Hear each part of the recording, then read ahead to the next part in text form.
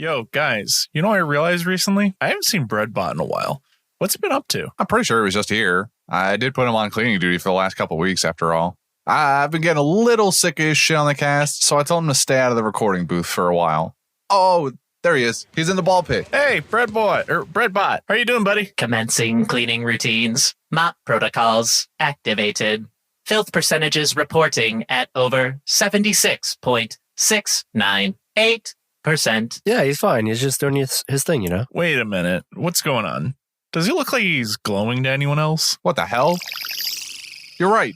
He's got little sparkles coming off him. Hey, one of you two fuck up and install a second gear mod again? Don't look at me. I didn't touch a damn thing. I didn't touch anything either. Hold on. I'm starting to remember something. Something important? I don't know about important, but now that you mention it, yeah, some weird memories are starting to come back to me. Breadbot does not believe neural capacitors.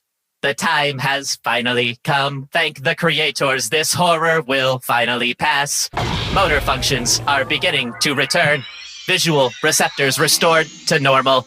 Speech pattern is beginning to get back to normal.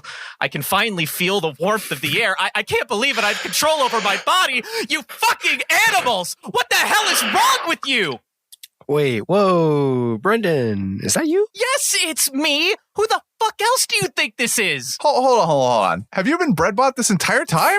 You literally programmed me to act like me. Yes, I'm the fucking robot. Where else did you think I went? I mean, we talked about it before, but honestly, we sort of thought you fled the country or something. I don't know. It's not like it was any of our business. Yeah, we just want to have a piece of you around still with us. I don't get why you're so angry. This clearly shows we missed you the whole time, and honestly, the fans didn't need to know your dirty laundry. Yeah, speaking of, like, how did you become a robot? Okay, not important right now. What is important is that I'm back, and I remember everything. I cannot believe the shit you put me through. I mean, I didn't feel pain, but do you have any idea how traumatizing it is being locked in an uncontrollable body while all your friends fuck around with all your body parts? What do any of you have to say for yourselves? So,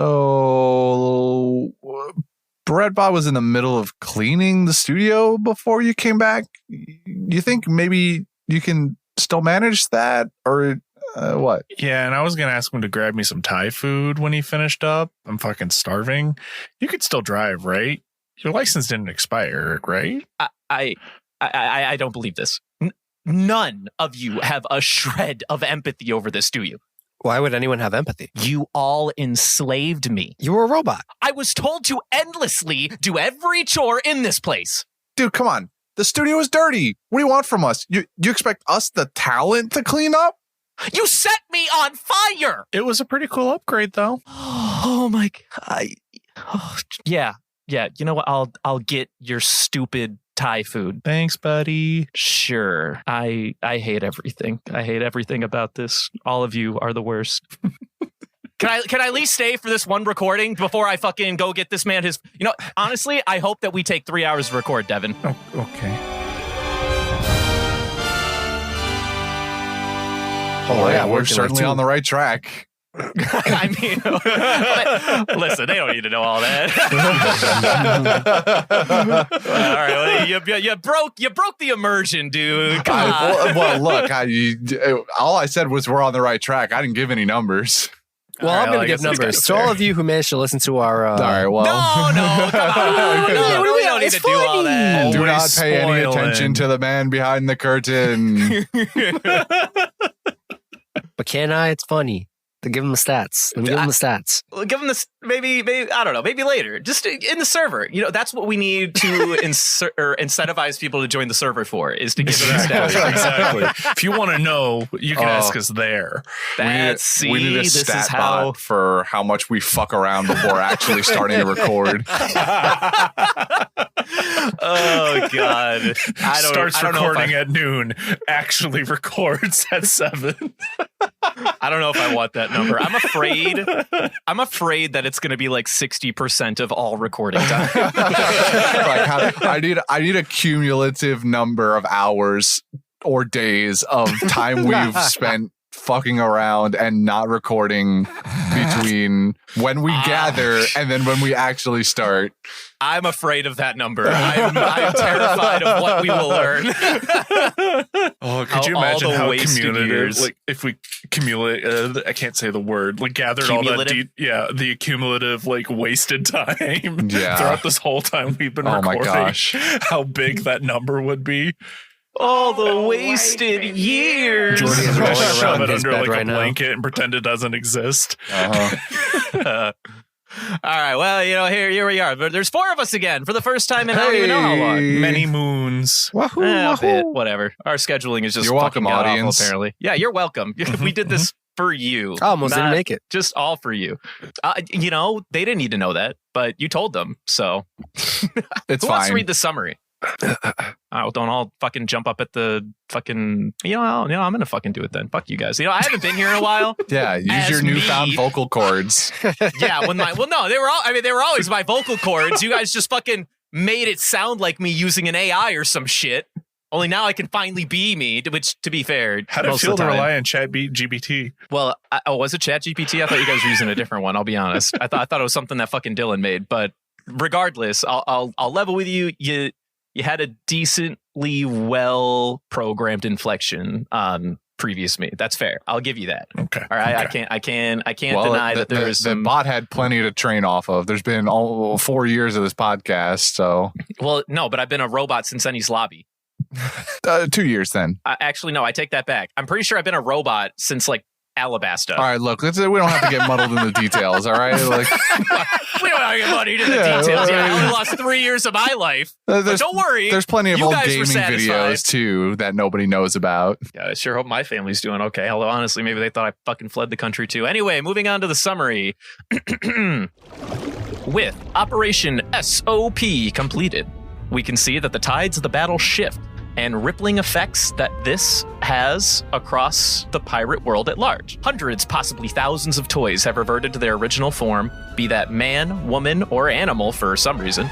And not just on the island of Dressrosa, but even on the open sea, we witness Sugar's victims regain their wits and absolutely unload on all of Doflamingo's goons.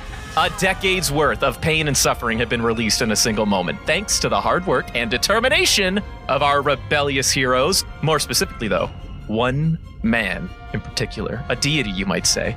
As we pan over to the black market port under Dressrosa, everyone is cheering, celebrating in disbelief. Our giant friend Hyrudin makes it a point to make sure everyone acknowledges who they owe their returned freedom to. Usopp.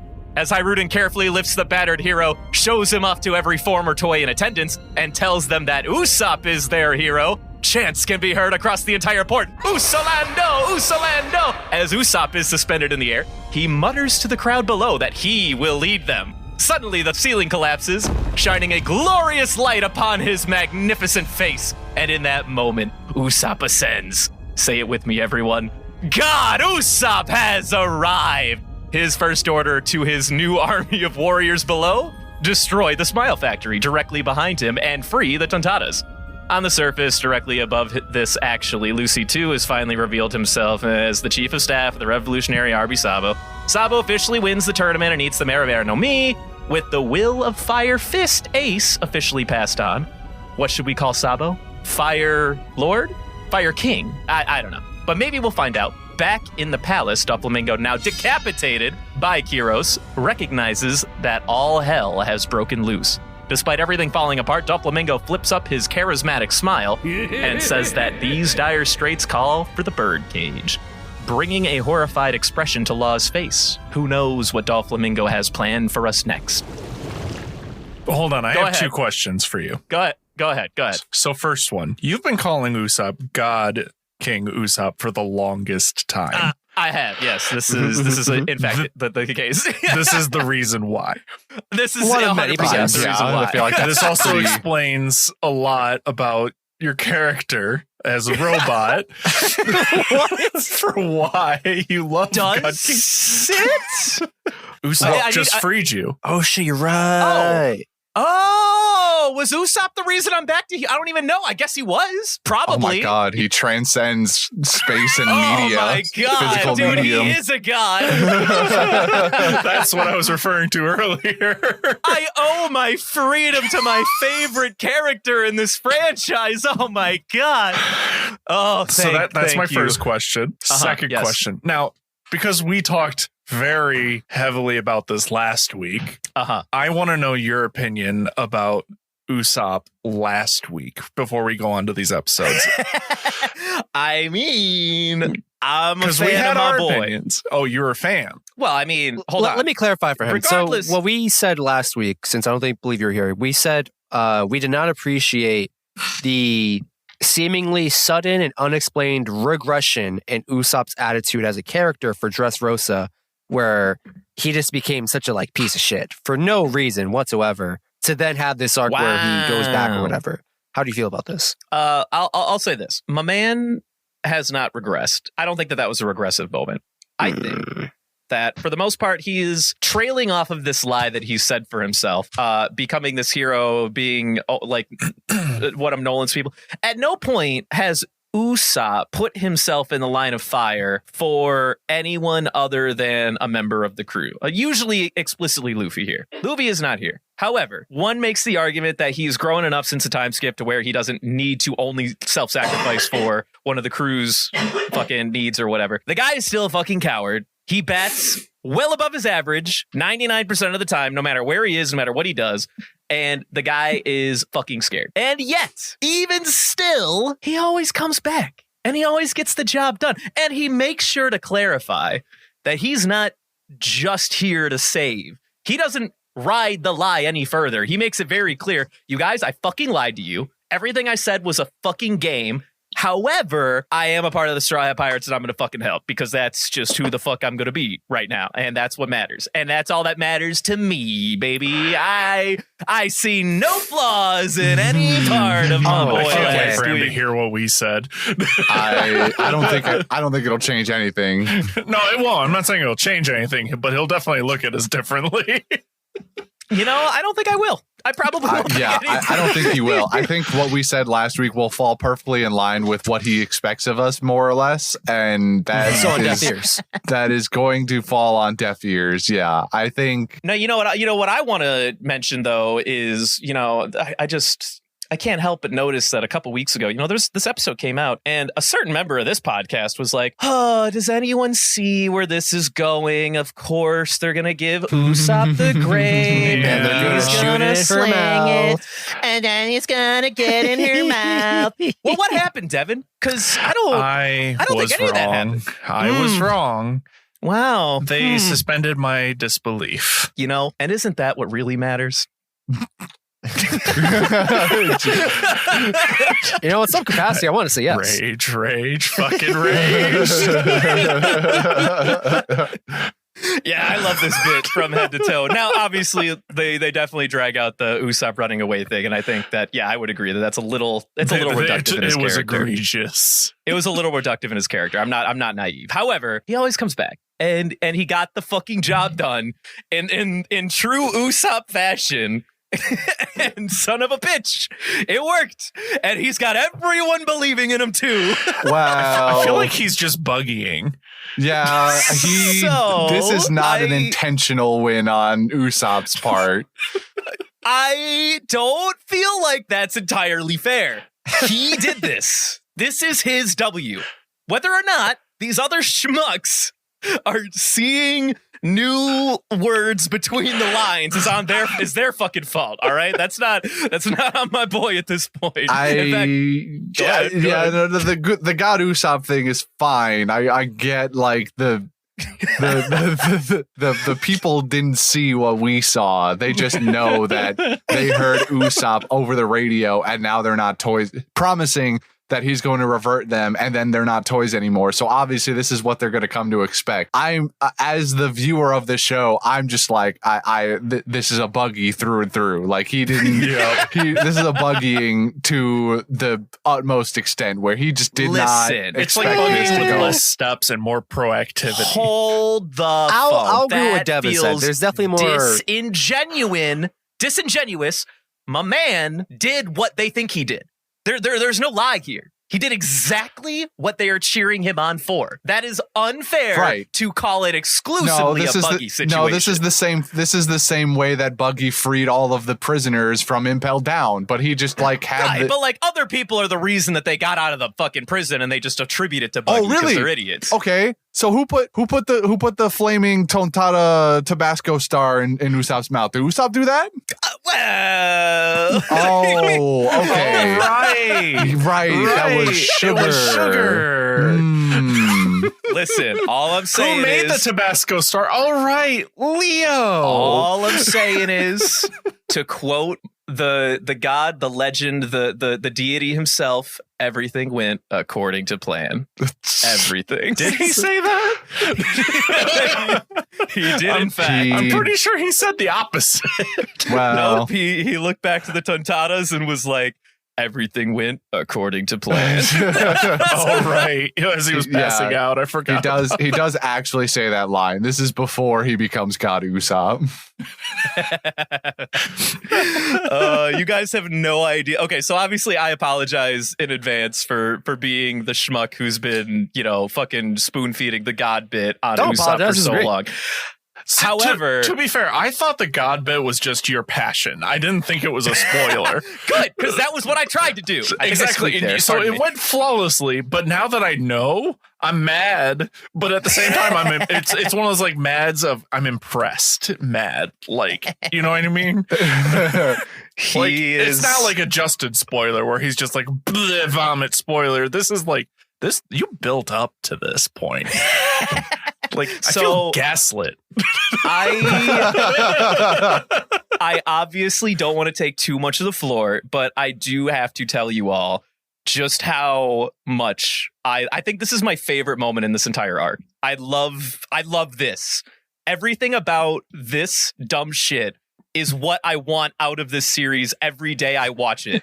I want dumb comedy with miscommunication and characters that have no fucking right getting the limelight suddenly becoming the most important fucking person on the stand. I love that energy through and through endlessly. And the fact that this whole bit exists because the dude was like, you guys are fucking killing me. Can you please put me down?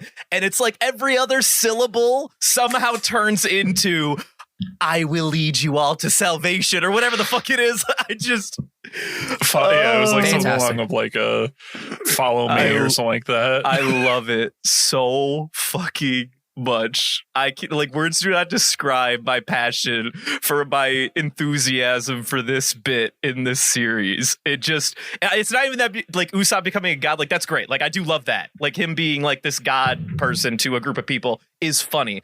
But the fact that it all transpires off of this play on words and giant miscommunication is just so fucking hilarious to me. I think it's even more hilarious because I'm sitting here thinking like, oh God, the aftermath. What is going to happen? Is Usopp gonna be a captain like officially now? How many boats are gonna be following them?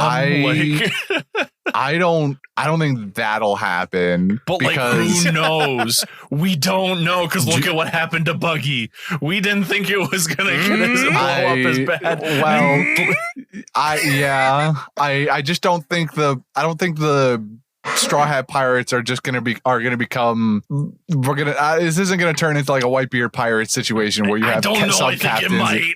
I don't think it is. Whitebeard pirate I don't think it is. I'll tell you what is more likely to happen. It won't be Captain Usopp, but Emperor Usopp. No, we have the name. We have his epitaph now. He is God Usopp. He's God Usopp. They are going to spread God Usopp. Our Lord and Savior Usopp. I think I know what happens next with this. No, I'm trying to stifle my laughter so I could say what I'm going to say. Bartolomeo is going to take this and he is going to run with God Usopp to the ends of the earth because he recognized that Usopp was Sogeking, and so now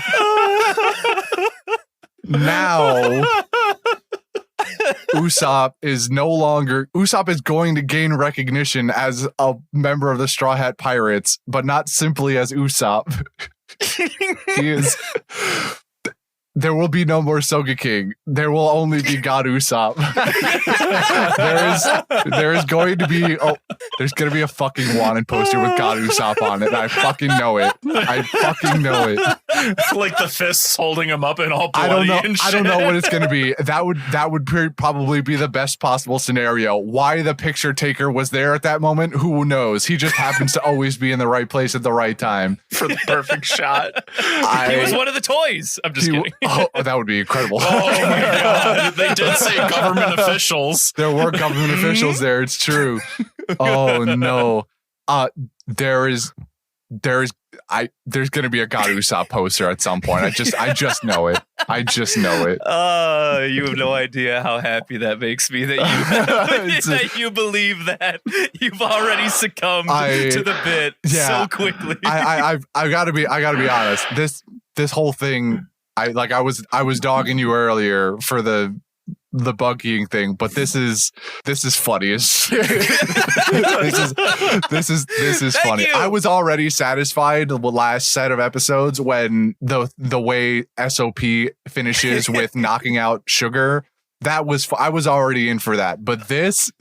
It just compounds on it. It really does. It's awesome. There is something I want to say. Otis saw this moment and he fucking ran with it, and I fucking can't get over how fucking funny it is that all these people, far stronger than Usopp probably, by the way. I mean, he's literally being suspended by a giant.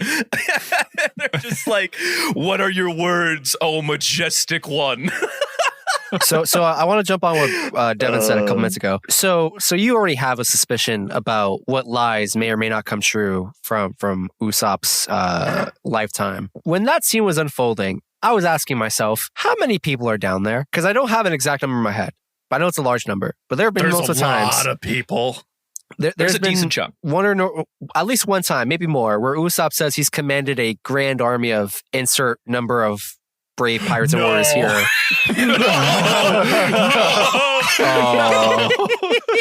That was an outrageous number, like 100,000 though. I think or 10,000, 8,000. Yeah, I don't. No, there might be. I don't think there's 8,000 people down there. I don't think there's 8,000. But you gotta remember, hold on. But you gotta remember, Christian, the people that are probably going to be worshiping him are also captains in their own right who have subordinates outside of this fucking environment. So they're going to be, there's going to be a lot of people. There's we already had 3 or 4 kings. There's a lot of people following. Is it a bad time to remind the team that I am a huge proponent and all of Usopp's lies eventually become truth? Oh, are you? Is that right? No. I think Justin bringing up this number again lends more credence to what you said before, Kevin. Yeah, I think. This hurts. I think this is gonna be like Luffy with the Kung Fu dugongs, but times 100, where they exist, just not in the normal story of the world, where we're not gonna see them unless it's convenient to the plot or something like that. Right. There's gonna be some giant war at the end of this story of One Piece as a whole, and the 8,000 troop armada, God Usopp armada, is going to show up at the end. Oh, Jesus Christ. I have a feeling it's going to be sooner than we expect. Maybe, but still, I think you're right. During the Kaido battle, if and when that happens. This is great. I fucking love this. I love everything about this. I love everything they're saying, and I refuse to comment any further. It's just funny how it's transcended from petty burglary and small squabbles to warlord status. When you really think about it, I love this transcendence in Usopp here and now. I love this bit. It's my favorite bit It is my favorite bit in this arc, and it's one of my favorite bits in the entire series by like a pretty large margin. Oh man, it's so fucking good. What a dumb Wait a minute. fucking happenstance. I just had the dumbest thought. What else? I don't know why I'm only thinking of it here we now go. after like 25 years of the show. Oh, Justin's having a brain blast about what this entails. Go ahead, Justin. So like, what's this guy's name? Different, what's it? Red-haired pirate, not Shanks. Kid. Eustace Kid. There we go. Thank you. His No problem. epithet is Captain, which is weird, Yeah. but I'm not touching upon that. Sure. What if we made Usopp's epithet Captain? No, it's God. No, it's God. It's God Usopp. He's more than a captain. He's a god. Yeah, It's but over. like, You're just I want suggesting Captain Usopp plagiarism. to become true, and like, yeah, God Usopp's like shooting way He doesn't need beyond to be that. captain. But He's God. I don't know, man. My favorite part about this, though, is okay. So what you guys don't know, and you probably don't even remember this episode. Once upon a time, in like the way days, I think we had just finished Alabasta. I requested we watch some fillers between Alabasta and Jaya, and at one of those episodes was a fun little filler where Usopp was like center stage, and he helped like a little girl and like an old man who were like firework makers or something like that, like rebuild a firework. And at one point, like one of the plot elements was this little girl's parents were dead. The grandpa was the only one around, and she went to their graves to like be like, I don't know if I can make fireworks like you. And then Usopp, you know, behind her back, like not like while she I do remember this. started like talking as like a person who can use their voices from heaven, and she dead ass turns around and goes like, you're an angel. And in my mind I'm like, oh my god, the bit was there the whole time. Yes, I do remember this. Mommy and Daddy, like I said, if this rain finally ends, I'll take it to mean that I have your permission to launch the 200-gauge shell. And I can finish the dream you two had together. But if it doesn't stop raining, does that mean you don't want me to? It doesn't mean that at all. We just don't want you to do it right now. We'll even stop the rain if you just shoot off the regular fireworks. But, Mommy and Daddy, your dream won't be fulfilled. Do you think our dream is just about launching a shell? It's not. You're our dream, Kodama. So for right now, let Grandpa handle the 200-gauge shell. You just keep showing us your beautiful fireworks, and we'll keep watching them from heaven, okay? Okay, whatever you say, Mommy and Daddy. And just wait, one day I will make a 200-gauge shell. You'll see. Thanks, sweetie. We both love you. And now, as promised...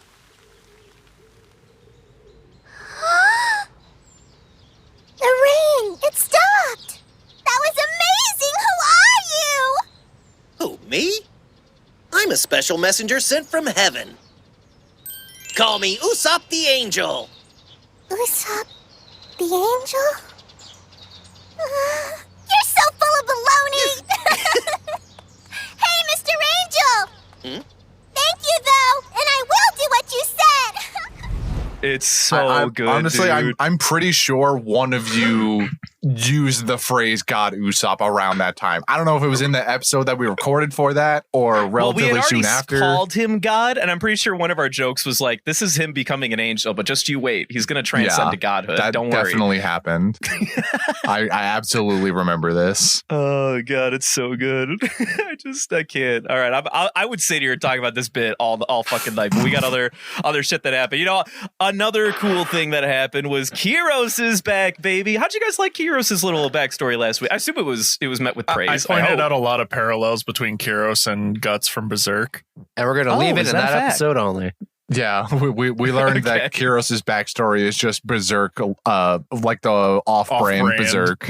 The Berserk we have at home. Okay, good to know. Yeah, it's the Yeah, Berserk we have at home. Well, I do know that at one point before he got turned back into a toy, and because I wasn't here last week, I only listened to the week prior. You guys were like, I mean, he wants to fight Doflamingo, but like, I don't think that this is gonna be like the guy that takes him down or whatever. I mean, so how he's about still that? not. Decap it. He's Okay, still well, not. He's still. But he got like a really solid hit in, right? Well, like yeah. he only fucking chopped his head off. I mean, Doflamingo was just caught off guard. The moment and- I saw Doflamingo's head off, I was like, "Yeah, Well, I mean, obviously. If I could call it with Sabo, I could call it with I'm just wondering. I just want to see like what weird machination of his power is allows letting him do this. Would you like to take a stab at a guess? The strings are still attached. Yeah, I would just guess that Kyros didn't sever some strings or whatever, and for some reason the strings can be like tied to his literal lifeline or some shit like that. I don't know. And it needs to be cut by hockey if you really want to kill him. What are the types of devil fruit that Paramecia, there are? Logia, and Zoan. So is he a Logia? That would be my first guess. Have we confirmed Well, this? that's a great question. I know the answer. I don't want to say nothing, though. If it's Because I would assume he's a Paramecia. yes, But I think he's more so a Logia. I mean, if for some reason his string, what's his is it string? Yeah, I don't. It is string. Yes. If for some reason his string is actually a Logia at the end of the day, which isn't the most unbelievable thing in the world. It'll just be slightly off brand for Logias as far as we've seen them, because generally the Logias fall into some sort of elemental category and string doesn't really. So Also, this would be a very odd amount of Logias in one region at one time. Well, who else is a Logia? The slime dude or whatever his name is. Yeah, no, that's kind of fair. Booger Man. Yeah. And now Sabo. Yeah. Well, yeah, I mean, Sabo being now. Yeah, that's a thing now. I mean, really, that puts more. Really, there's more Paramecias here than anything. Yeah, that was my thought, is that for the most part, everyone's been a Paramecia. Because we've got Giola, who's Paramecia. The swim guy's clearly a Paramecia. I don't know how you make his swim fruit. Baby Five. Logia. We got Gladius with the bomb or Buffalo, pop, whatever they call it. Buffaloes. We assume that Machvice is probably a Paramecia because he just kind of like shouts ton once in a while. The jacket guy's a Paramecia, yeah. I would assume. The only potential Logias as of right now are like Pika, Treble, and Doflamingo is what we're presenting right now. And now Sabo. Oh, okay, and Sabo. Yeah, and so Axel that's like Rose is one too. No, he's Who's Paramecia. Axel Rose? Are you talking about? No, you're talking about Steven Tyler. Yeah, so we're clear. No, I was trying to trigger you with that. A little rumor. Yeah, I haven't heard him do any more bits, by the way, and I'm kind of upset about it. I'm going to be honest. Oh man. Well, to be fair, listening. he hasn't got much screen time since then. That's true. He's got time. Yeah, he taunted Rebecca one time and was like, "I was there the day your mother died" or something, and like, that was a whole bit. But Bardic, beyond that, vicious mockery. great fucking bit. I love that. Bart's like, my barrier can't block that. Can't block mental damage. I can't block the mental damage. I can only block physical. Emotional damage. I'm just kidding. Emotional damage. I still love Bart. Bart is amazing. Oh, absolutely. Are you kidding me? Bart might be my favorite character this arc. I'm not entirely 100% on it, but he's pretty damn close. I love Bart. I think I just have a sour taste for his power because I just can't get that like neener kid out of my head when I see him put up a barrier. You know what I mean? Like I just can't. Something about it just fucking. But irks imagine me. being able to be the neener kid. Like everyone hates the neener kid except for the neener when you're kid. using the OP build, you don't care anymore because you're right. Exactly. It just like I don't have a problem with Bart. I have a problem with his power.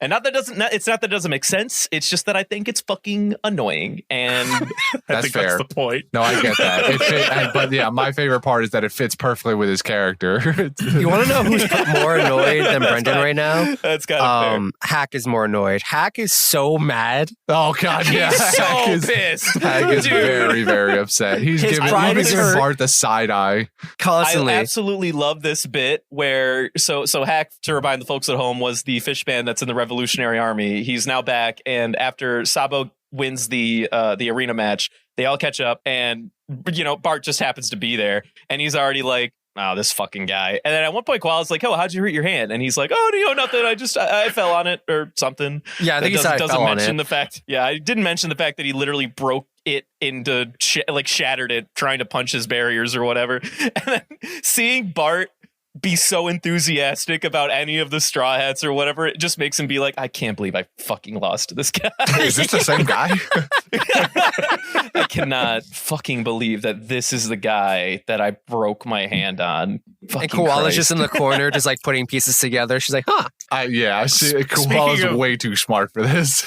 Also, speaking of hack, the fact that they like when he punched that box, like with his other fist, and like it just showed all the new weapons, and how there's a fucking Mac 11. Those guns look Why way did they too suddenly use real. like really good CGI and like incredibly modern weapons, like World War II? That's what I mean. Like we've been treating muskets like fucking machine guns for months now, and now there's a Mac 11 now on the there's table. literally and Mac 11s M16s. There's whole clips in there, I'm pretty sure. Insane. Or banana clips are in there. It's yeah. like, there's like an AK hidden in the back. Like, why are we still using muskets everywhere? Give them an AK. I want to see it. I mean, you might see that in the near future. I want to see Usopp with an AK. What if the world is so backwards that we've been treating these musket loaders as automatic assault rifles, but then the AK looking gun is a muzzle load, is the actual muzzle loader? That would piss me off. I think I would literally herniate in the spot. Oh, I hope it's true now so badly. He would die on watching. I would send in a sick message like, guys, I can't record. I had an aneurysm and a hernia at the same time. I want to hear Devin's blood vessels pop like Doflamingos. Maybe that's why I relate to him so much. Yeah. I should like him so much, just because I feel that energy. Oh my god. That's great. Oh. But we glossed over it, but our blonde boy did in fact win the tournament and eat the devil fruit. And I mean, like which ahead. Puts into your question about devil fruits for me. What's up? Okay, go ahead. Mm-hmm. Like I'm sitting here thinking, like, okay, so clearly this is a real devil fruit, like that we could see, unless because like something like before implied that this isn't like a real devil fruit. Maybe it like what if it's a fake one? Well, he clearly has the flare abilities. Mm-hmm. If it's 100% like the fruit, what does that entail for devil fruit as a whole? Like, how artificial are devil fruit? How artificial are devil fruit? I'm trying to understand like the lines you're taking. Are they like naturally occurring? Like naturally occurring, or is this like a government ploy of ha, we want to give magic powers? And because like every instance of like you never see someone like randomly find a devil fruit in the wild. We've always seen it as like, some pirates stole it and then someone eats it. Hold on. I want to remind you, because I think you might be forgetting an interesting tidbit that we learned back in Punk Hazard that's literally never re-referenced, like, again, in the arc, was when Smiley died and his devil fruit reincarnated in a nearby batch of apples. I don't remember that. Interesting, though. Oh, I can't believe you don't remember that. That's like a flashbulb memory for me in this series regarding devil fruits. To be fair, that arc was painful. So I mean, I got nothing on that, but I will. But at the same time, like they implied it was like this flare fruit was artificial. They implied it heavily. No. They never implied this was artificial. They always said that it was the flare fruit. Now they might have offhandedly. That might be my fault. I think I remember, I at one point surmised that maybe because of the fact that we had artificially been creating smiles and Zoan devil fruits, that maybe the flare was also artificial. A machination of the Smile Factory. I don't think it was ever really alluded to in the show unless you kind of made the same assumption that I did. So that might be my fault. I think that what's important here is we don't know if it's a quote unquote man-made one or not, but presumably it was procured through, black market means on Dolphy's crew or like through like his network or whatever. And it is a flare fruit. Whether or not it's the flare fruit or like a copy of it, I guess I won't speak to it specifically, but as of right now, yes, he ate the flare fruit or a flare fruit or whatever. It just like it's just one of those things where it's like this is confusing, concerning, and interesting at the same time. Well, I didn't realize that this was going to be where we stun lock you. It's mostly because the world's rules are shifting slightly because of the smiles and everything like that. In the sense of like, like as a whole, like before it was like, I just ate this fruit. Like every other villain beforehand was like, I ate this fruit and now I do this. Now it's like we're getting into the nitty gritty of like, how do some fruit, show up? Where did the guys from Impel Down get their fruits? Like the logistics aspect of it it's interesting. No, I would agree with that at some capacity. I mean, I do think that smiles in general just throw a huge wrench in like what the audience can like infer about like the rules of devil fruits in general. Exactly. As soon as like the idea of the smile comes in, you're like, well, wait a minute. So we can just do that. Is it, like, what are the limitations? Like, what does it mean? I will say, though, we did get a one-off line in either this set or last set of episodes. I don't remember which one. Where a goon was like, hey, 1 in like 10 fucking fruits that you guys are picking aren't like right. So what the fuck's going on there? So presumably the yield of these things working is relatively low, even if they are making them. My understanding of that scene was the Tontadas were being pressured to work so much that they were they're being forced to just kind of like offer up a fruit in general, right? And so they're just like not being careful enough. It'll be like, oh, well, this fruit has finished developing on the tree. Like nothing's ripe yet. That's how I interpreted it, as like, oh, you're picking it too early. It's not ripe enough. That's how I understood it. I think it's I think the Tontadas themselves, those two little guys in that scene, explain it a little bit better, where they express to the guard that these are artificial plants. The Tontadas are known for being able, and the reason they're enslaved there is because they're known for being able to grow any plant. But these are GMO plant. These are GMO fruits. Rather unique case. So their response to the guy is like, well, this isn't. He's like, yes, we can grow any naturally occurring plant. This shit ain't natural, bro. And so this he's shit's like, made from sad, and it makes me sad. So that's like that. That I think is a more accurate explanation for why they are unripe, because they just can't literally it's like a toss up. It's a coin flip whether or not the batch is going to grow properly or not. I think they actually do throw out a percentage, but I don't remember what it is. Yeah, they're like, this shit doesn't make sense to us. We don't understand. It's not real. It's not normal. I do think he did say 10%, I think was the figure at one point that he sent out or whatever. But yeah, no, I think that it's interesting that these questions are starting to challenge, preconceived notions. I mean, I think that that's a lot of the fun of, unearthing some of the more interesting secrets that the story has to offer, and not everything's just immediately cut and dry 24/7. But I will at least inform that this is 100% Sabo does indeed have a flame fruit, if not the flame fruit. Okay, his is not GMO, maybe. We'll figure it out one day. Like just that like the way you stated that alone, it's like how many of the same fruit could be in existence? Like how many people could have the smoke or the gum fruit? Like I don't know. So far, to our knowledge, there's only 1 in 1, right? Correct. As of right now, I think it's even been explicitly stated on a couple of occasions that only one copy of any devil fruit can exist in the world at the same time. Now, in addition to that, I will say, because Oda is he flies by the seat of his pants, he will create copies, but with different names, and pretend that we don't know. But that's more of like like the mud versus slime. What's the real difference? Let's be real here. Or Kilo versus snow.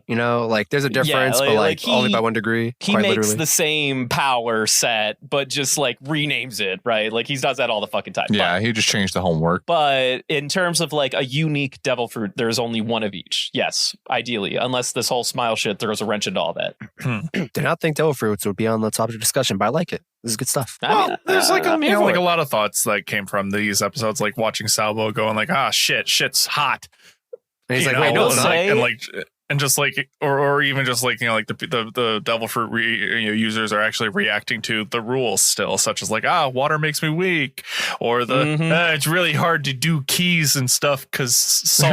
That was Sea Prism. That was kind of wild fun. to me. I didn't feel like that needed to be that much of a problem. That dramatic. Yeah, like Luffy's hands shaking so much. That makes no sense to me. Bro, you ever try to funny. stick a Like, really tiny key into a really small keyhole, bro? Like, I understand his pain, but I got to shake your hand personally. I think you're crazy. You ever He doesn't want to touch the Sea Prism Stone, Did you ever dude. touch the fucking Sea Prism Stone? You ever put the fucking front key in your front door before? Like That's different. That's so much bigger, bro. And doesn't it's take not a Has lot he of met our finesse. boy? He's a fucking idiot. Have you met him? All right? He is an idiot, but he has good motor skills. This doesn't take an incredible amount of fine motor. man. Well, that's my point. I don't know why he's being represented like this. Have you seen him roller skate? You saw the roller derby episode, right? Like he's not that coordinated. He's just good in That's fighting. balance. It's not the same. His head couldn't balance. He Bro, couldn't his hold his fine hands. motor how it skills works. clearly I'm need just some saying. work. And I don't know how you don't That's accept all I'm that. saying. I've seen that man balance well, plates that's before my on his point, is- stomach. He can balance a key in his hand. I think it's nonsense to say that he needs more fine motor skill work. That's crazy to me. It's not like he's good with like a sword or anything. Like all he does is no punch. Exactly. He knows big And fist. then you know what he In does? fact, He makes it goes bigger out of so he his can't way. miss. Yeah, exactly. He goes out of his way to make it bigger so he doesn't have to think about his fine motor skills. Bro, he he just goes, spent 10 years training his pistol to be able to throw it accurately. What are you talking about? 10 years to throw a punch. Now imagine how much more work he needs to, Yeah, to put a perfect small it. key in a small keyhole. Come on, man. yeah, you dude. guys Like are coping. You're literally agreeing with us. How are you not seeing this? I'm not agreeing with you. I think he's not it's agreeing with us. stupid. What are you talking about? He's calling Agree. us You animals. listened to the last 2 or 3 minutes of me arguing with you and said, yeah, that guy agrees with me. What are you talking about? No, what I'm saying is like you're supporting our argument. Ergo, you're basically agreeing with us, but like you're just I'm choosing not to. I I'm don't get telling it. you actively that it's stupid that he's No, I having don't- this yeah, problem. I don't think he supported our arguments much. I think he just gave us evidence in our favor, but whatever. I rest my case. Man, Your this Honor. is one big can of huffing of copium. I don't get what Justin's listening to right now. I'm smelling a little bit of copium in the air, but we don't have to delve into it. I want to roll it back to talking about the like gathering of the couple of revolutionary armies. Thank you, So one, I'm interested. I like that. I kind of liked it before where Sabo just showed up on this island because he wanted to get the flare fruit back. But it is also kind of interesting that they were here as a whole for a reason. And then they probably just sent Sabo, Hack, and Koala because they have specifically this tie to, or this good excuse to get in there. So I think that's fun. I also liked the part where Robin met up with them quickly and recognized all of them because of her time during the time skip that she spent with the Revolutionary Army that we know nothing about, because it was almost outside of the bridge that she was on for a while. It was just known that she escaped with the Revolutionary Army and then she just spent that time with them. So it was nice to kind of see that connection be made. Speaking of nice, Christian, what'd you think of that transformation for Robin? Coming from- We ain't gotta go right there. Come on. It was a thing.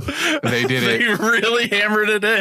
Yeah, they gave her a real magical girl transformation for that whole scene. And while I'm not going to say I didn't enjoy it, I felt like it was a bit excessive.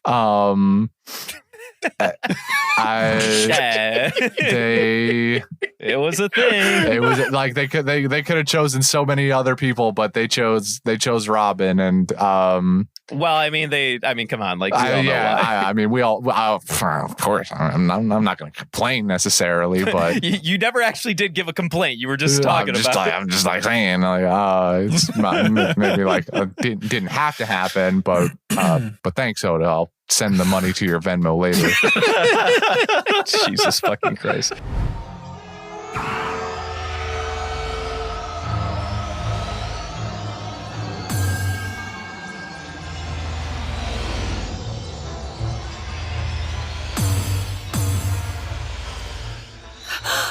He did it. No, but I like that you brought up that she reacted to, seeing those Revolutionary Army goons and whatnot, because I think that this also sets, it's supposed to like really inform the audience and like remind them of the fact that she did spend time with the Revolutionary Army, and it sets to be the precedent. fair, I completely forgot that she spent time with the army. That was her 2-year time skip thing, was her time with the Revolutionaries, but that also sets the precedent that she must be relatively acquainted with Koala, Hack, and Sabo. And at no point did she inform Luffy that Sabo existed again. To be fair, she wouldn't have known. I'm pretty sure. She wouldn't have known that Sabo was related to Luffy. I'm pretty sure she knew. In fact, I'm pretty sure she was even going to be like, I think she even looked at Usopp and was like, hey, Usopp, you know who this is? And then he like cut her off and was like, hey, I'm Sabo of the Revolutionary Army. And I'm Luffy's big brother or whatever the fuck. And she didn't react like that was like news to her. You know what I mean? Like, I don't know. I've got a pretty good idea that she probably knew. I guess I don't have proof of that or whatever, but it's my gut instinct. So anyway, what I'm saying is that Robin is kind of a fucking really shitty person for not telling Luffy that Sabo's around. I'm just saying. They clearly talked about it. Maybe Sabo told her not to. Man, don't be that giving seems her like a Sabo thing to do. This fucking cop out. Like, what are you talking about? Fucking whatever. What are you're pulling this speculation out of your ass in the first place. I'm allowed to make my own counter speculation argument. Well, he doesn't like your speculation, so I don't like you speculating about my speculations. So I'm the one putting down trap cards. All right, stop fucking reverse Unoing me. Okay, that's all I'm saying. I've got magic cylinders. What now? Christian. Yeah, what's up? Another side note. Mm-hmm. Everyone else transforming. What'd you think of seeing all those people going, you cheated on me for 10 years? I remember that conversation. I do.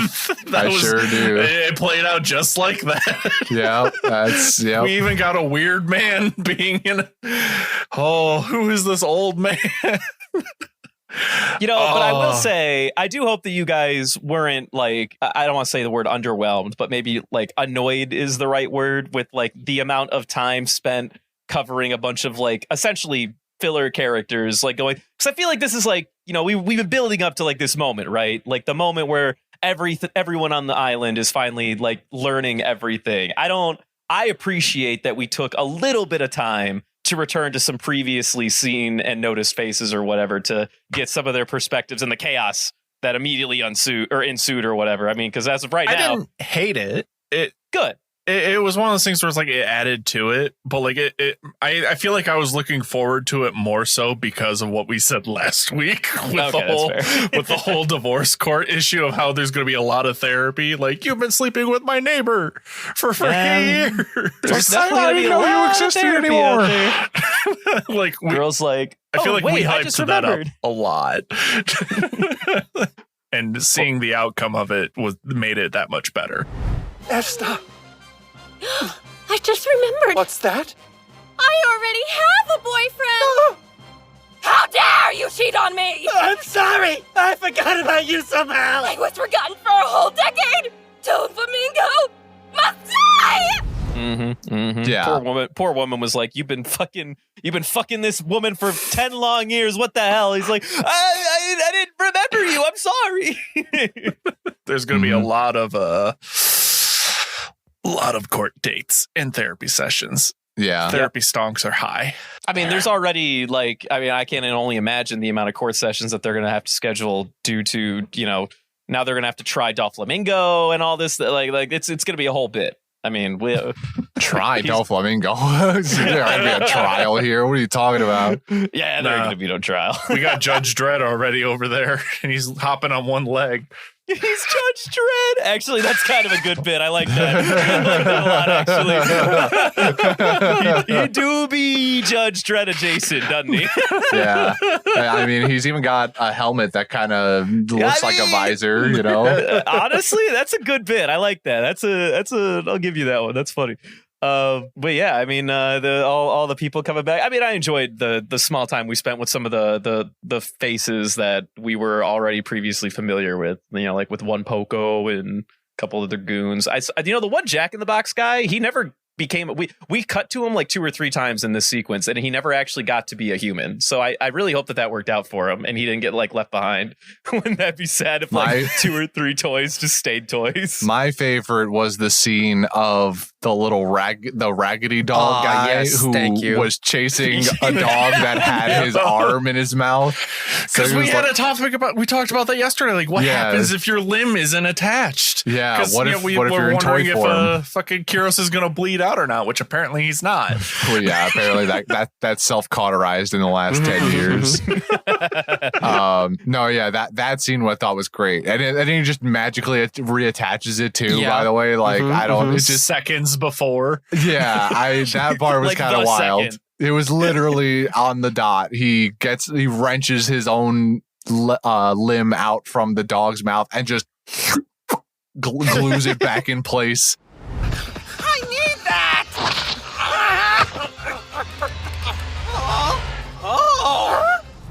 Imagine that Oda had the balls to have at least 2 or 3 of these toys. And the dog just running around with an arm. It just turns into an actual arm and it's bleeding on the ground across them. That would have been incredible. Blood in this whole area. Oh, they would have been swimming in it. My favorite part is I literally documented that just for this conversation. I was like, episode 677, 9-minute mark. And I was like, this is wild. Another show, this is a much darker. 100%. The other thing I wanted to, I had a question was like, why are there so many animals? Like, why does Sugar... What threat did an elephant and a tiger pose to Sugar that she's like, nah, the world doesn't even remember you? Why not just use the elephant as an elephant? Well, I don't know, man. They probably... first of all, then the elephant's way stronger than a toy. Well, right, the elephant needs food, might not be controllable. And sleep, and is less controllable. Exactly. So now they're just got nobody with hockey around be like, hey, yo, do your thing. No, not everyone can be an animal tamer like Luffy. Or Rayleigh sometimes, everyone can be the bull tamer. I just really gotta ask, like, Sugar, why did you transform an entire zoo to toys, bro? Like, well, what was the point of that? It's free labor. It's the freest free real labor. Estate. What do you mean? They put up even less of a fight. But to be fair, it's also terrifying to think that little girl ran up to a gigantic ass gorilla and turned it into a toy because she had to touch it. Also, I mean, the thing can charge at her all at once, but as soon as she lays her hand on it, like all she got to do is stand there. Like the rhino or the elephant is going to charge, and as soon as it makes contact with her hand, it's just going to poof, turn into a toy. It's still terrifying.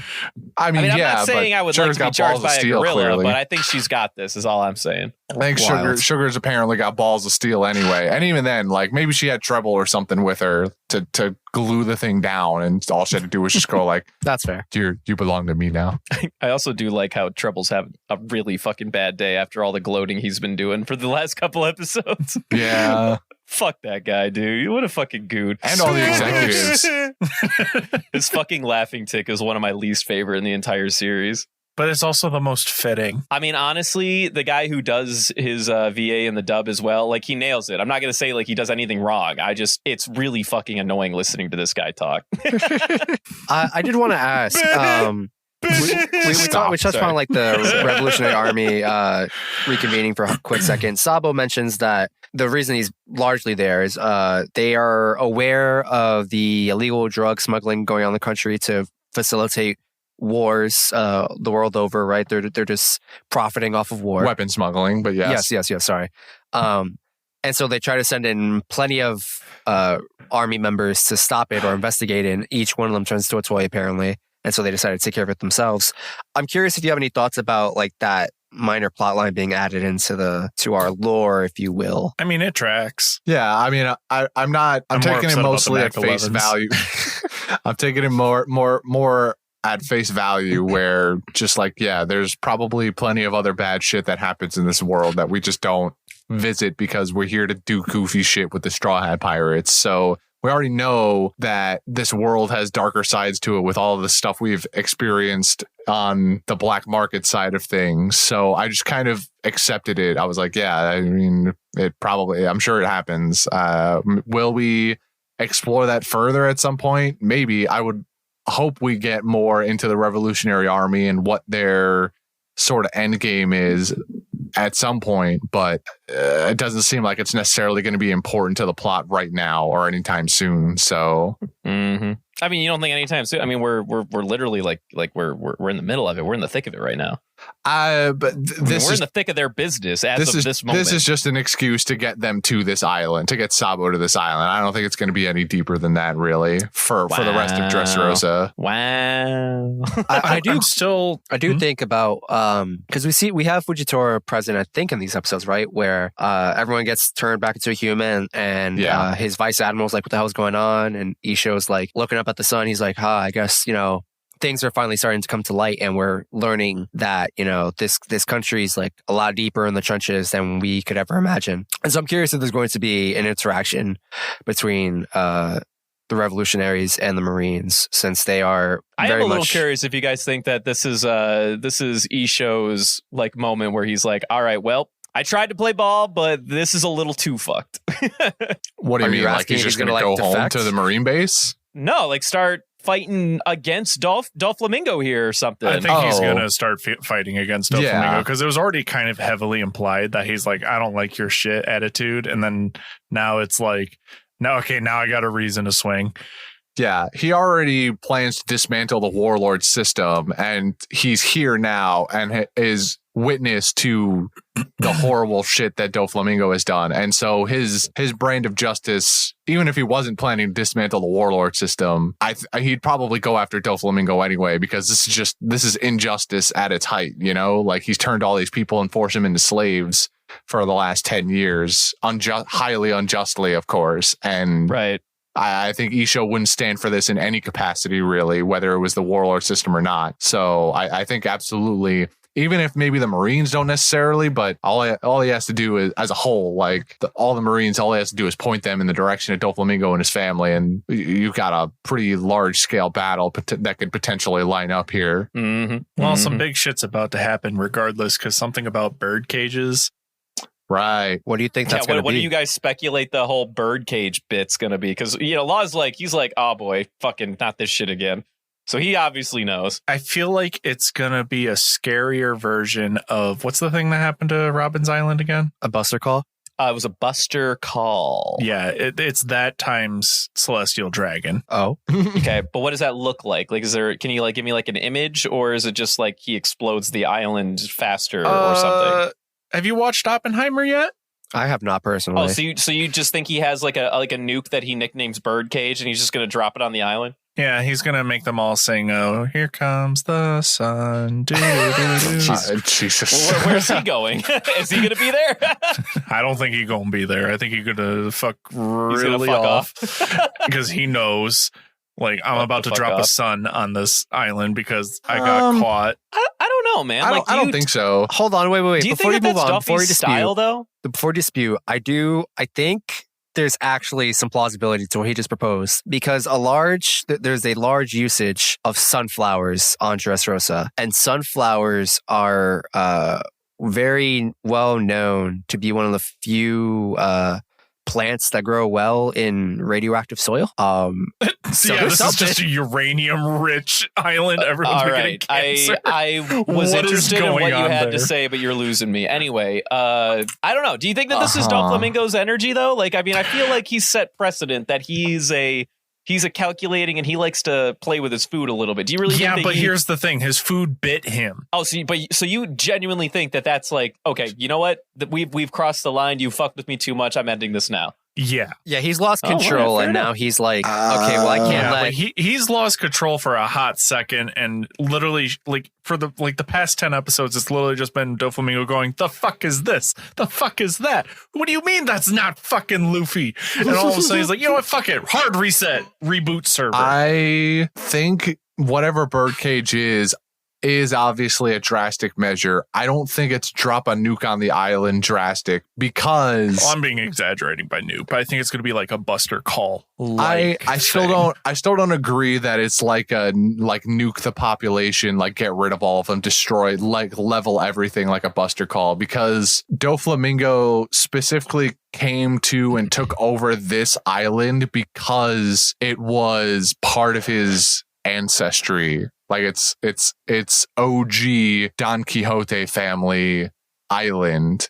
And so I think there's still significance in the fact that he chose to take over this kingdom in particular instead of any other one that he could have just gone to with his power. Well, what I was referring to by the nuclear blast, I don't think there's actually going to be destruction. I think it's going to be like a similar thing of like the 800 years of missing history, because the celestial dragons were behind that clearly about that, the 800 years. I think he's just about rewrite history here in a drastic way, or he's going to attempt to. I have an additional question to piggyback off of Christian's idea. It's like idea. their world's equivalent of a nuclear weapon, not like actual nuclear weapons, if that makes sense. Yeah, right. But Christian, to play off a little bit further about what you were getting at, do you think that he has sentimental attachment to this island specifically because it was a part of his previous family? Or do you think that he was just like, it would be funny? I really want an island to set up shop. I should just go to my original island. Like, what do you think feels more Doflamingo? I think it makes more sense to me that he has some level of sentimental attachment to the island, because Doflamingo has consistently shown that while he is a devilish, conniving sort of ruthless sort of person, when it comes to the people he refers to literally as his family, he gives a shit. So I think he might not necessarily care much specifically for the old Don Quixote family, like that are celestial dragons now. It would be a situation in my head where he's taken over this island. He's sort of he's going to try and start this new version of the Don Quixote family that isn't attached to the celestial dragon name, and that starts with their original home island of Dressrosa. But I think as a two-part thing to play with it, like it's that on top of, I have a feeling that this island has like, I don't know, like a poneglyph that like will describe like the equivalent of like, Pluto, or like a weapon like that. I think it houses, like, I think Birdcage is a Pluto. Oh, it's a Pluto. Oh, it's one of the ancient weapons. Yeah, I think it's an ancient weapon. So okay, that's what I think it is. I think he's about to activate an ancient weapon that is part of this island, which is why, one, it would make sense for him to want this place.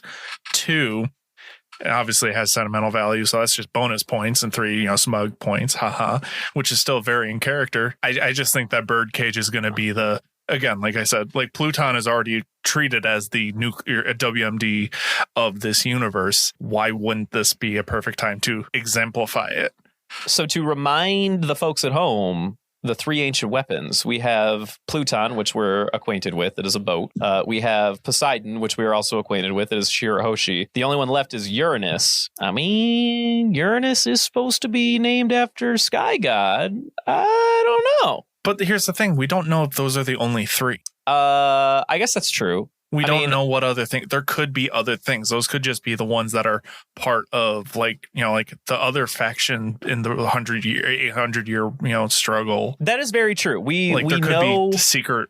This could be the fucking F-22 Raptor while the teams are dealing with Su-44s. Okay, yeah, I understand what you're saying. So yes, there are only three ancient weapons, and he could have devised or procured something that could, in theory, rival the might of an ancient weapon, and he just calls it Birdcage or something. It'd be kind of a interesting name for something like that or whatever. But I see what you're. Well, there's an irony to it when you think about it, because you said Neptune, right? Uranus is the last one. Yeah, Uranus, Birdcage. If that's supposed to be like sky symbol, Birdcage.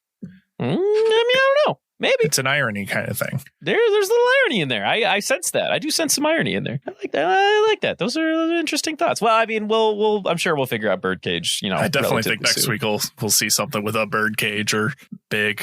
Something big's going to happen.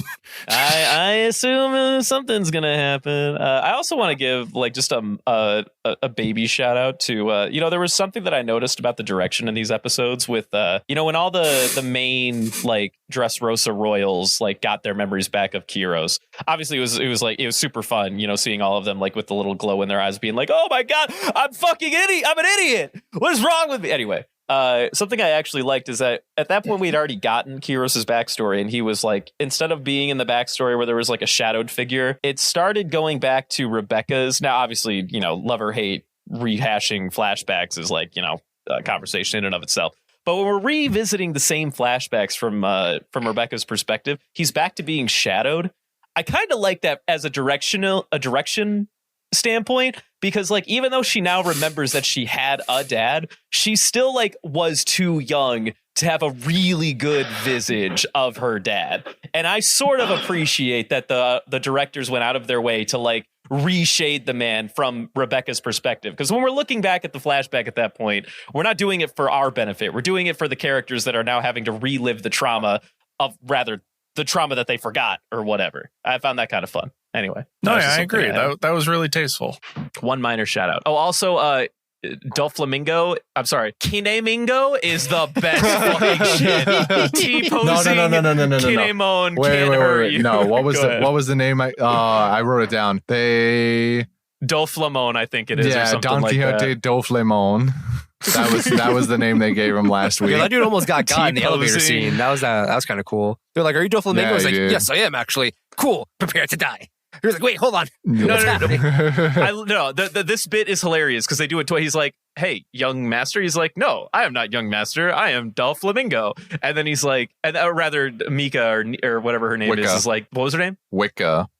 Thank you. Wicca was like, "No, that's what they fucking call Doflamingo." And he just starts T-posing and goes, "Yes, I am Doflamingo." Which I'm just like, bruh, what are you doing?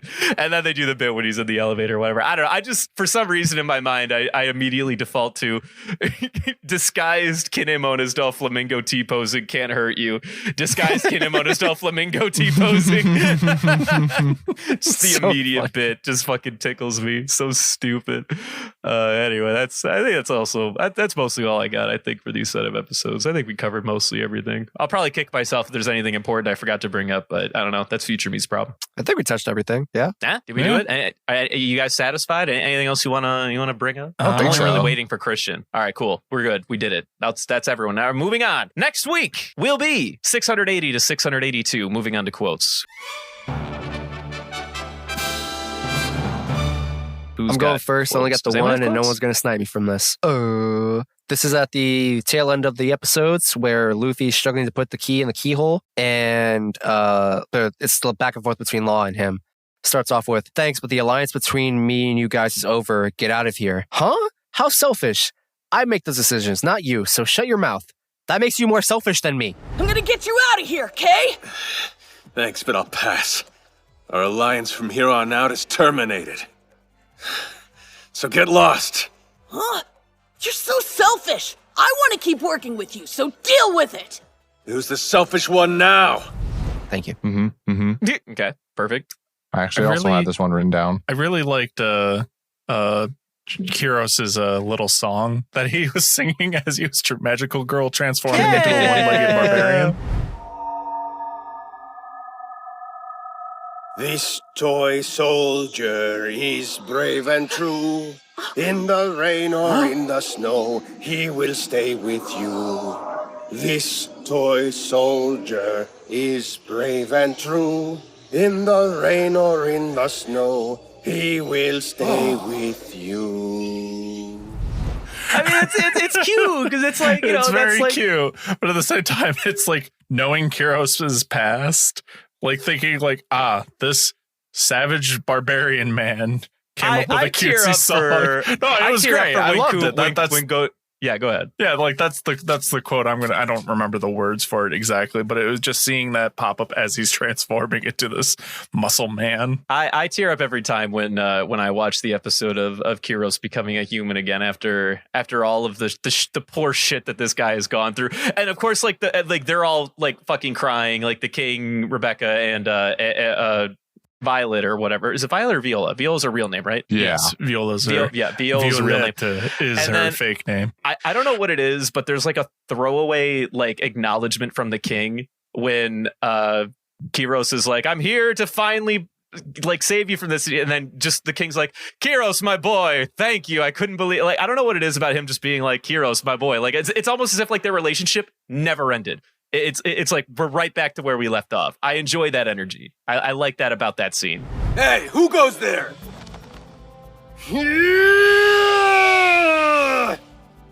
This Kiros, my boy, sir! I'm sorry to keep you waiting these 10 long years, King Riku. But now, I'm here to save you! You know, you just reminded me something real quick.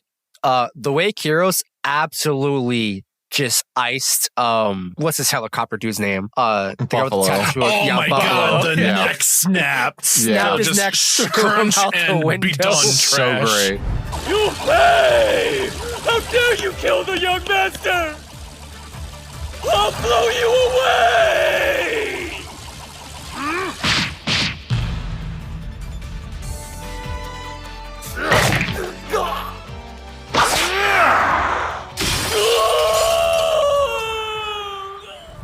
It was great. I just have to mention that. That was so good.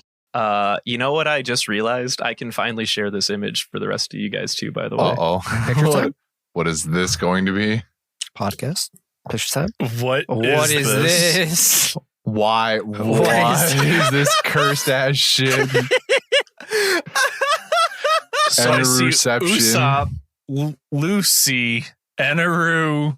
What goes who's deeper in there? Deeper, go deeper. I can't zoom in any further. Usopp again? Is that Usopp again? It's Frankie in this bearded state and whatnot. So for those at home who are listening, because we're an audio-based platform and this is great audio-based content. Very it's- true. Very true. If you've ever seen that's my Jujutsu fault. Kaisen and you are What? familiar with Mahito's domain expansion, and there's just like body parts inside of body parts. So we have surprise SOP winning face from Usopp, the one that knocked out Sugar, mouth wide open. Inside his mouth is shocked Lucy number one, as he looks upon Sabo, I believe, right? That's that frame.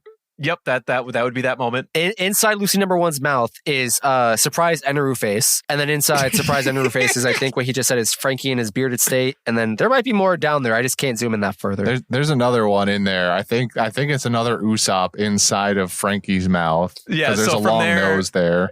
It's Frankie into Usopp into Robin when they were surprised from ruining their fucking plans of Doflamingo being like a retired warlord or whatever. Not ruining but like getting their hopes up only to have it dashed away. They were like, "Fuck, that was us."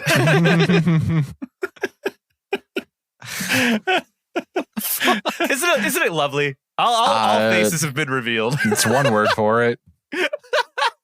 I don't know why I It's gonna needed to keep me share up at that. I night. just felt so compelled. Thank you. Surprised Usopp can't hurt you. Well, surprised Usopp.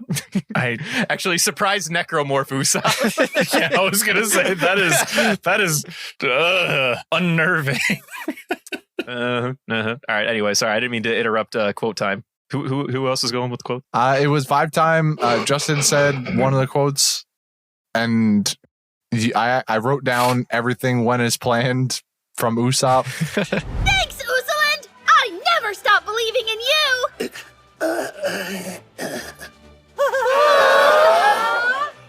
Everything went according to plan.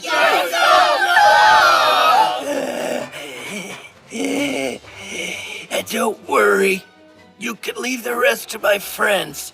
The real battle has just begun. All right. Well, I have just two. I'll lead with my lower one. This one's to Bart. At one point when Sabo is like talking about like he's like, oh, we got to wrap this up. And he's like knocking on the arena, and he's like, everything has a core. You just got to know where to hit it, and you can dismantle anything. And then Bart in the back is like, I don't know what you're saying there, big bro, but like you sound cool and all, but like I don't get it. There's a core at the heart of all things. Once you find that, anything, great or small, can be undone. You lost me! You sound cool as hell, and I still look up to you, of course, but, you lost me! And then he proceeds to Do we think demolish the Sabo stage. eats the core of an apple? God, You shut up surely right not. now. Just I don't because think- it I has a core doesn't mean he eats it.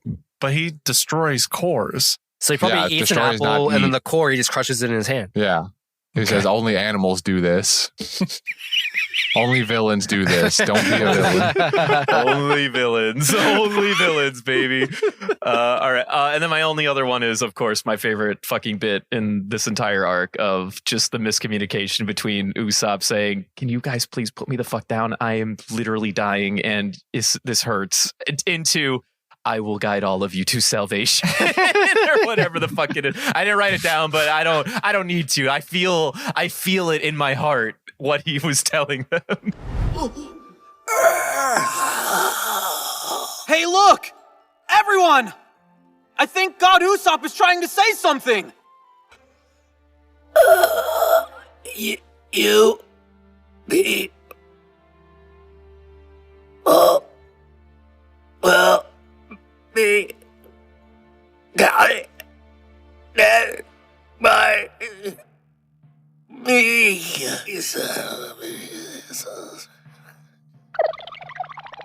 You people will be guided by me? You people will be guided by me. So you really are sent down from heaven. We humbly bow down to you, great savior. This is one of those moments where I really wish I knew I was fluent in Japanese to really like dissect the syllables that are coming out. The dub, they did great because you can clearly hear like the lines he's trying to say, but he emphasizes like the parts that turn into "I will guide you all to the salvation" or whatever the fuck. I don't remember what I'm throwing salvation as. I don't think he used that word. I'm pretty sure that he just says, "I will lead you all" or something. Yeah, he like you can hear those Or follow me parts. Like they did it great. I was actually really worried when fun fact, this dub actually originally came. I was telling this to Christian. These episodes were being dubbed as recently as 2021, maybe even really early 2022. Like these episodes are still like relatively fresh on the dub side. And really? I was going, well, yeah, and they've been fucking speed running it ever since. They've whittled the difference down to like 50 episodes. Currently the dub's at like 1050. And the main series is on like 1100 or something. Incredible. Like that. So yeah, they speed ran it and did not drop quality, in my personal opinion. They've done great. Anyway. Now I think about it, we're really close to catching up when you really think We're about in the grand it. scheme of things, yeah. I don't know about this close thing.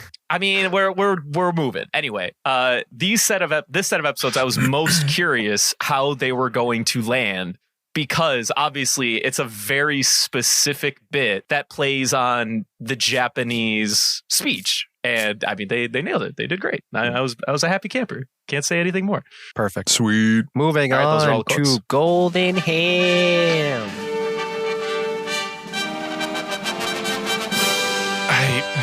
I already know. Hold on. I already know where Brendan's going, but Come on! I'm still mad about last week. What? Come on, baby! He wants Usopp. Oh, I He see. wants Usopp. Come No. on, We know it. baby! I was confused what you were mad about for a second, but I remember. Yeah, but I'm still mad, and I don't want to give it to him. Bro, But at that's the him in same his mortal time- form. He's ascended. That's not the same person anymore. He's ascended. Christian, Come on. do you have anyone else besides I? Because I literally don't. I Come on, man. just in the interest of avoiding giving it directly to God Usopp.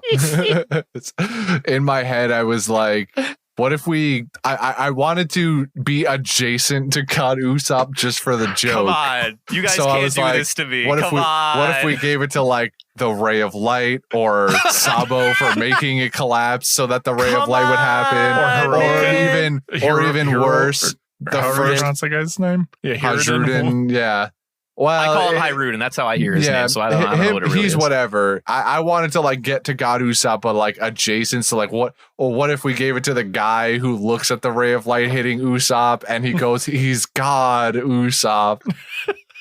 Come on, dudes. You can't do this to me. Next level disrespect. Just I let know. it happen. Just let it happen. He's earned it this week. Oh, well, I don't know about this earned it stuff, but it's But, funny.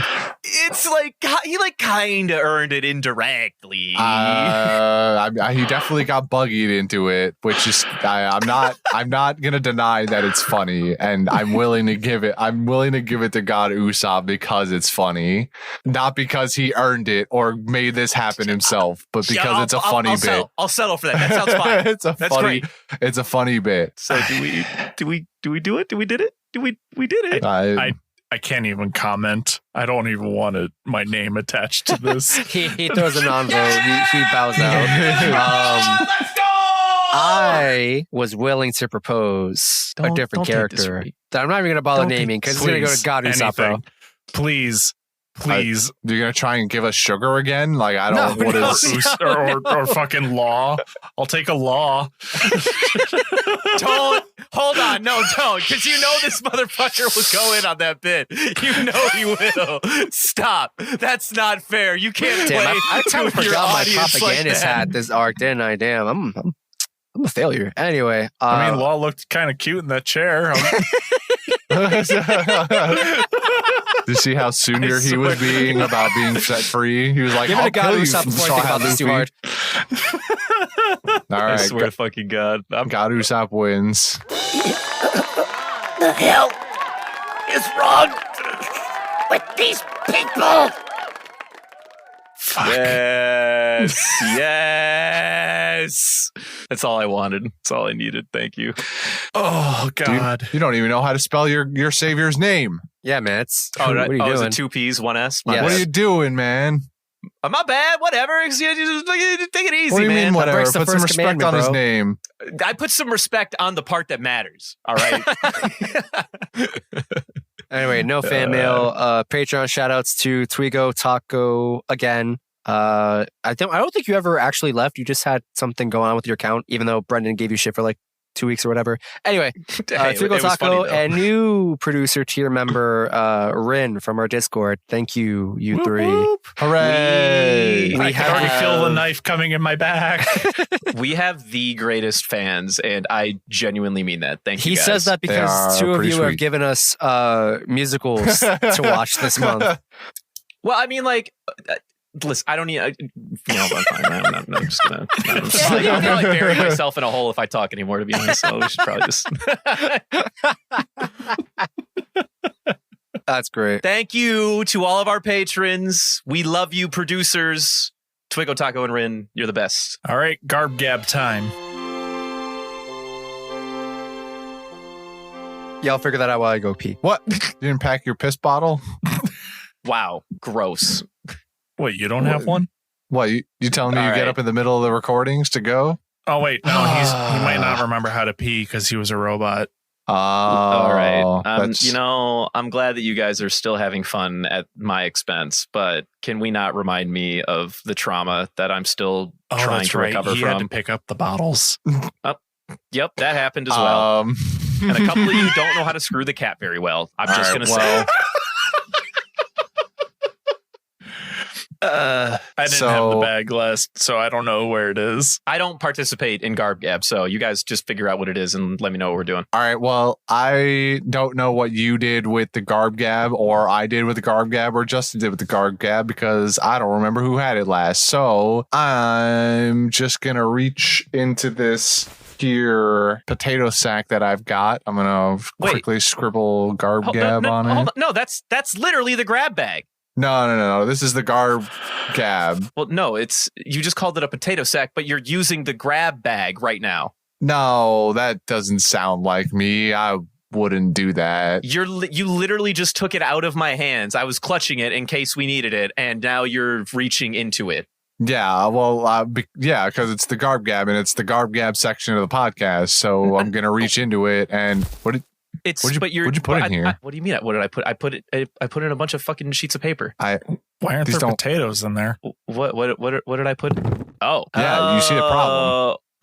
You still think this is your grab bag? It is still the grab bag. No, I know what happened. So I forgot that when I was a robot. No, this is a funny story.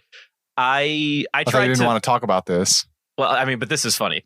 I didn't have a lot of freedom, but I could very lightly reprogram material identities. I tried to reprogram paper to knives. I guess it worked. When I filled it as the robot, I put a bunch of knives and like scribbled like what the grab bag items were going to be in that bag. I was hoping that somebody would like cut their hand on it or whatever.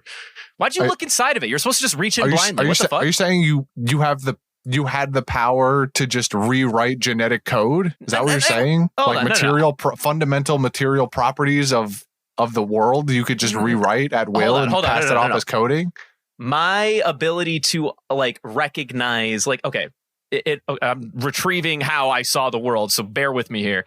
Let's say paper had a unique world identity of like identity number material property 32. I could change the number and identify it with a different value, and I tried to turn it into the value of knives. So anytime anyone asked me to get paper, I'd give them a knife to like freak them out a little. I had that power. I figured out how to do that in the later stages of my, but I couldn't program much anything else. Devin, I think he was plugged into the Matrix that entire time. I think we just figured out where he went. I think he just ate the boring fruit, because I have no idea what he's just said.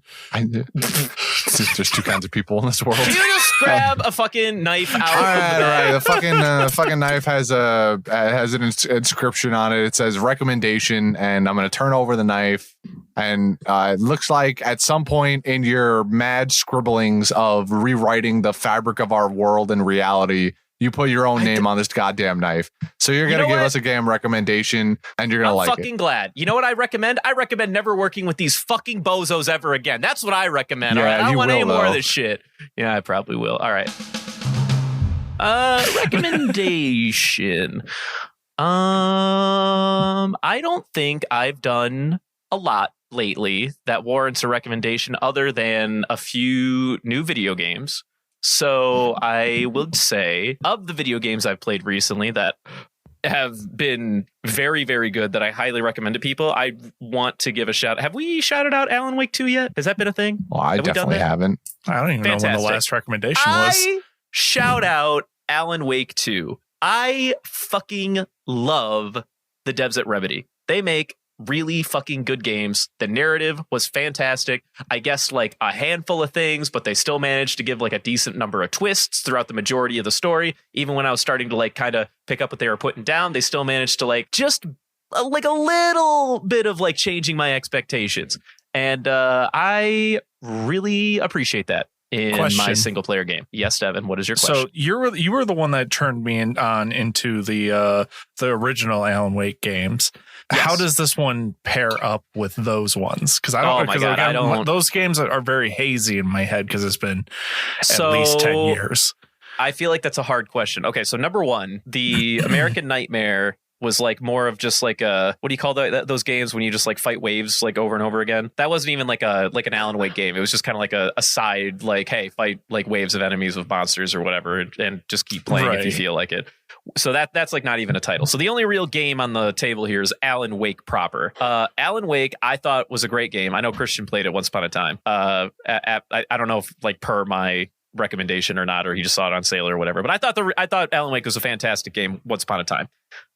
And I was really looking forward to Alan Wake 2. But something about Remedy is that they have not returned to this series for a long time. They've made 2 AAA games between then and now. They've made, I think it was called Quantum Break, that kind of flopped, and Control. And for folks at home who are unaware of Control, Control is a very, very mechanically different game than Alan Wake. Like, it's very, very different. It's like semi-open world. You can like fly around and shit. It's got parkour. It's got weird fucking superpowers. You got guns that you like flip through and whatnot. It's a completely different beast than Alan Wake. And I was very curious how they were going to translate the Alan Wake formula, like learning the things that worked for Control and like bring them into that property.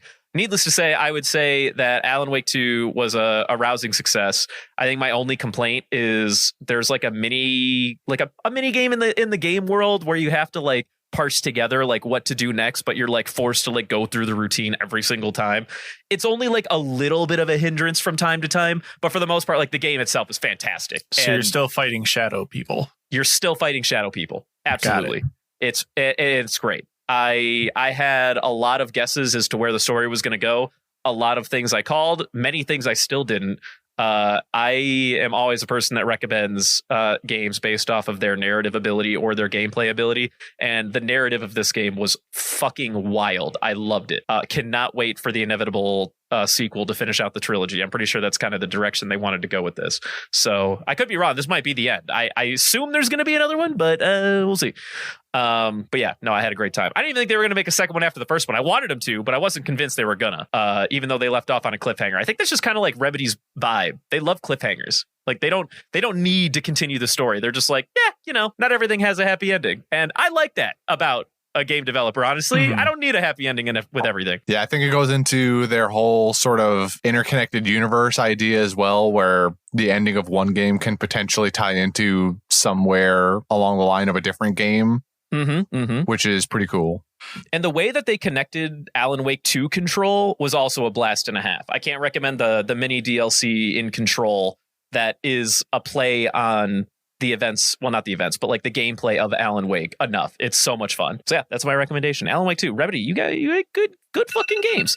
I also played Jedi Survivor, which I do recommend. It was a really good game. Whoa, what is this bonus level recommendation we got going on here? I'll throw it away. I didn't recommend it. It's even with recency bias, it wasn't my top dog. It wasn't my top dog. Is all I'm saying. Anyway.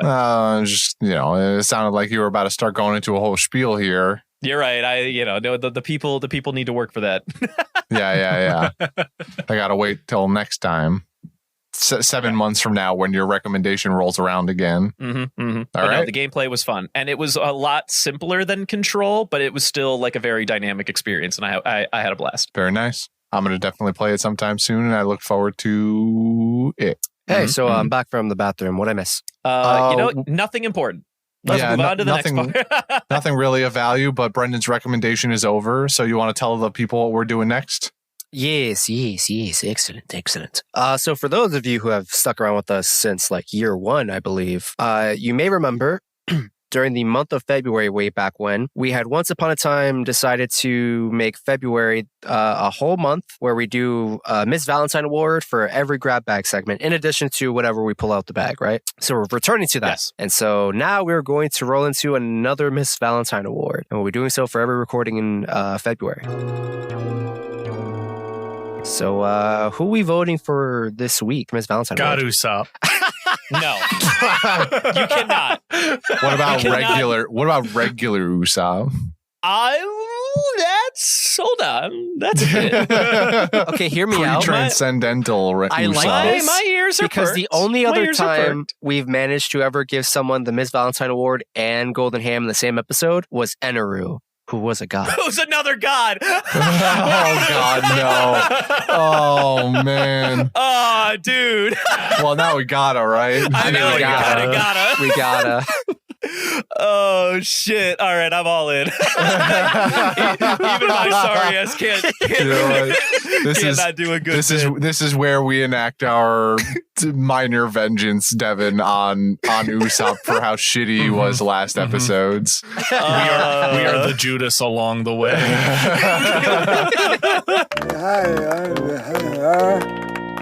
Oh, that's awesome. That's a great bit. Now I'm literally just imagining like the painting, The Creation of Man, where Usopp is the one reaching out instead, and Eneru is also reaching out to touch, like where they're trying to touch fingers, but it's Usopp and Eneru. It's Is this Usopp what it and looks like to regular become Usopp. a god? It's If God what you Usopp and want is a regular bunch Usopp. of fan art of God Usopp doing God Usopp things, don't make no mistake. You don't have to ask me twice. Like I'll flood your fucking DMs.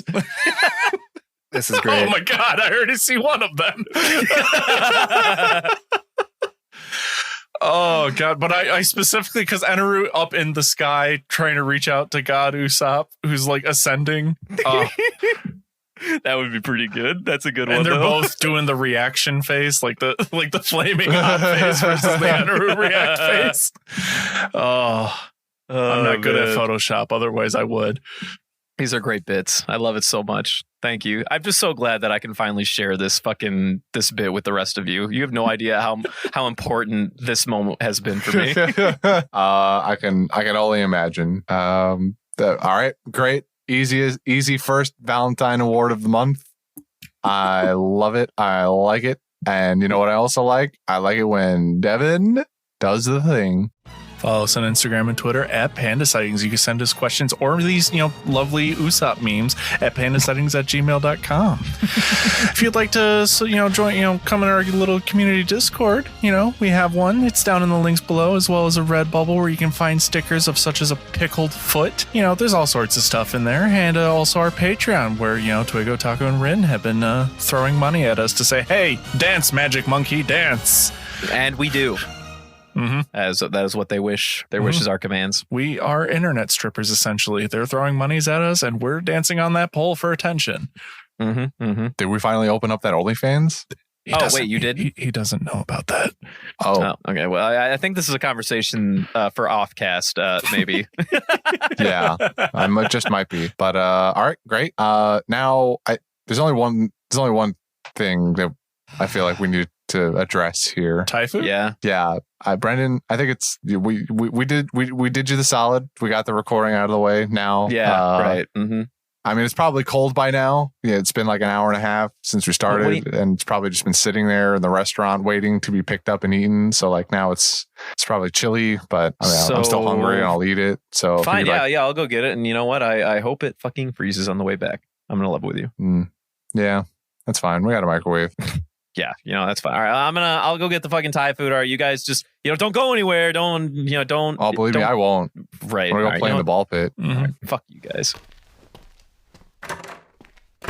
What if we turn into robots? Now that he's gone, Christian, just so you know, I did pay for that upgraded package where, the food is served hot to us. So when he gets there, it's going to be nice and hot. Oh, do they have one of those like Little Caesars ready hot ovens type things? Mm-hmm. Oh, I didn't know. I thought ahead. Ahead. That's good. All right, cool. Ball pit time. Whee!